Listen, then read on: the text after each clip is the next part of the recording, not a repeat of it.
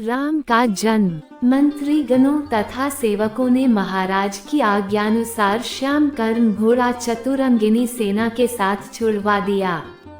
महाराज दशरथ ने देश देशांतर के मनस्वी, तपस्वी, विद्वान ऋषि मुनियों तथा वेदविज्ञ प्रकांड पंडितों को यज्ञ संपन्न कराने के लिए बुलावा भेज दिया। निश्चित समय आने पर समस्त अभ्यागतों के साथ महाराज दशरथ अपने गुरु वशिष्ठ जी तथा अपने परम मित्र अंग देश के अधिपति लोभापाद के जामाता ऋग ऋषि को लेकर यज्ञ मंडप में पधारे। इस प्रकार महान यज्ञ का विधिवत शुभारंभ किया गया। संपूर्ण वातावरण वेदों की ऋचाओं के उच्च स्वर में पाठ से गूंजने तथा समिधा की सुगंध से महकने लगा। समस्त पंडितों, ब्राह्मणों, ऋषियों आदि को यथोचित धन धान्य, गौ आदि भेज करके सादर विदा करने के साथ यज्ञ की समाप्ति हुई। राजा दशरथ ने यज्ञ के प्रसाद चरा को अपने महल में ले जाकर अपनी तीनों रानियों में वितरित कर दिया।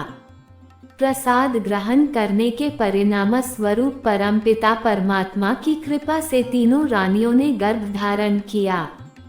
जब चैत्र मास के शुक्ल पक्ष की नवमी तिथि को पुनर्वसु नक्षत्र में सूर्य, मंगल, शनि, बृहस्पति तथा शुक्र अपने अपने उच्च स्थानों में विराजमान थे, कर्क लग्न का उदय होते ही महाराज दशरथ की बड़ी रानी कौशल्या के गर्भ से एक शिशु का जन्म हुआ, जो कि श्यामवर्ण, अत्यंत तेजोमय, परम कांतिवान तथा अद्भुत सौंदर्यशाली था।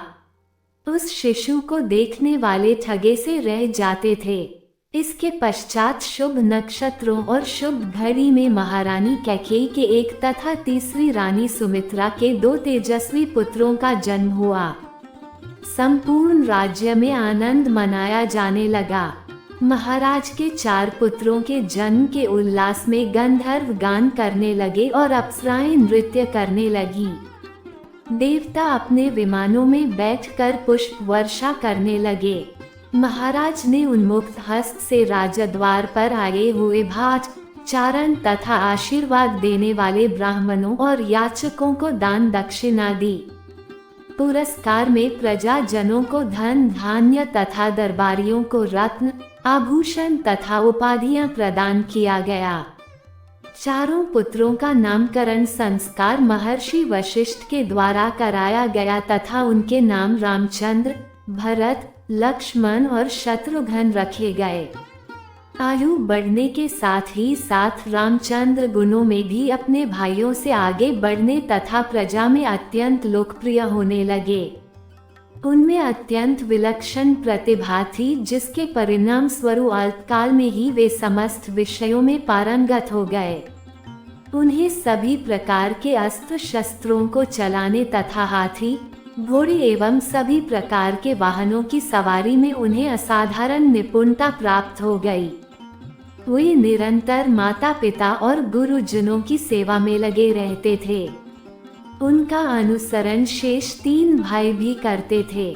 गुरुजनों के प्रति जितनी श्रद्धा भक्ति इन चारों भाइयों में थी, उतना ही उनमें परस्पर प्रेम और सौहार्द भी था। महाराज दशरथ का हृदय अपने चारों पुत्रों को देखकर गर्व और आनंद से भर उठता था।